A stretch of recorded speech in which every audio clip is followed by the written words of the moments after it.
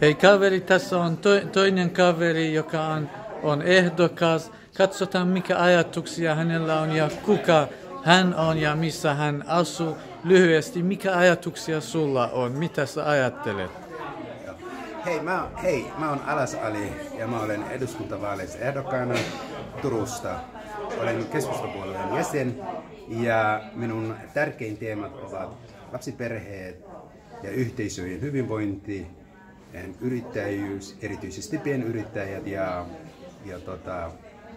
yksinyrittäjät ja itsensä työllistäjien lisäksi muiden työllistäjät niin sanottu. Yrittäminen on Suomessa pikkasen hankalaa. Meidän pitää myös purkaa yrittämisen esteet ja byrokratia poistaa yrittämisen tieltä. Kolmas asia on minulla maahanmuutto. Maahanmuutto on minun mielestä maahanmuuttajien kotoutuminen ja kotoutumisen käytettävät varojen uudelleen arvioiminen on tosi tärkeää. Sen takia me halutaan kotouttaa nopeasti ja tehokkaasti. Me halutaan myös hyödyntää maahanmuuttajissa on paljon voimavaroja. Niiden voimavarojen esillä tuominen ja käyttäminen on minulle tosi tärkeää, niin työpaikoissa kuin koulutuksessa.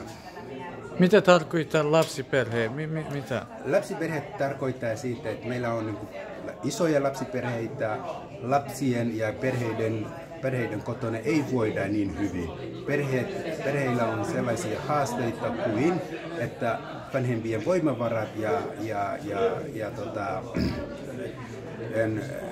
kyky selviytyä lasten kasvatuksesta on haasteellinen. Minä itse tiedän, koska minä olen lapsiperheen isä, minulla on paljon lapsiperheen ystäviä, heillä ei ole riittävästi resursseja kasvattaa ja tyydyttää lasten tarpeita. Se tarkoittaa siitä, että monella maahanmuuttajalla, erityisesti lapsilla, ei ole riittävästi taloudellisesti, ei pysty maksamaan esimerkiksi harrastuksista, ei pysty maksamaan kaikista.